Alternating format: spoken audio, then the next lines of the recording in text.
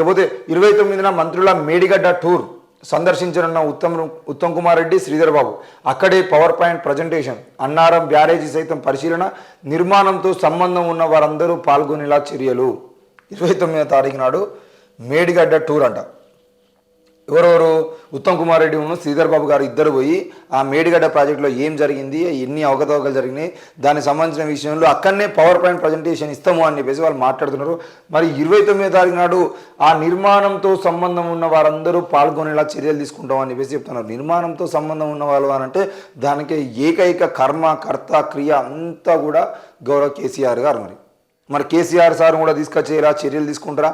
అసలు ఏంది? ఆయననే నేను ప్లాన్ చేసిన, అది నా కష్టము, నేను ప్లాన్ చేసి నేను ఇంజనీర్ని అయ్యి నేను కట్టుకున్నదాన్ని, నేనే నిర్మించుకున్నా, అవసరమైతే మధ్యలో పోయి సిమెంట్ బస్తాలు మోసింది నేనే, ఇసుక గుంజింది నేనే అని చెప్పేసి మాటలు ఉన్నాయి.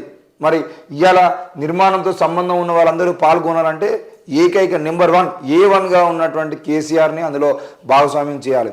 A2గా ఉన్నటువంటి ఎల్ఎన్టీని కూడా అందులో భాగస్వామ్యం చేయాలి. మరి వాళ్ళు ఇద్దరు రాకుండా, ఎల్ఎన్టీ అధినేత రాకుండా, మరి ఇటు కేసీఆర్ గారు రాకుండా దానిలో మీరు కనుక చర్యలు తీసుకునేది అంటే ఆ చర్యలు పైన కేవలం ప్రజల్ని మోసం చేయడానికి తీసుకున్నటువంటి చర్యలే తప్ప వేరే ఏం ఉండదు. కాబట్టి ఎల్ఎన్టీ సంస్థల్ని మీరు ఇప్పుడు జరుగుతున్నటువంటి ఏదైతే మరమ్మతులు ఉన్నాయో ఆ మరమ్మతులకు సంబంధించినటువంటి విషయంలో పూర్తి ఖర్చు ఎల్ఎన్టీయే పెట్టుకోవాలి అనే విషయంలో మీరు వెనక్కి తగ్గకుండా వాళ్ళ మీద చర్యలు తీసుకోవాల్సిన అవసరం అయితే కాంగ్రెస్ ప్రభుత్వం మీద ఉంది. మరి అట్లా తీసుకుంటేనే మీరు తీసుకున్నటువంటి చర్యలు అంటారు. లేదు అని అంటే తెలంగాణ ప్రజల్ని మోసం చేయడం కోసం మీరు కూడా బీఆర్ఎస్ లాగానే డ్రామాలు ఆడుతున్నట్టుగా మాకు అర్థమైపోతుంది.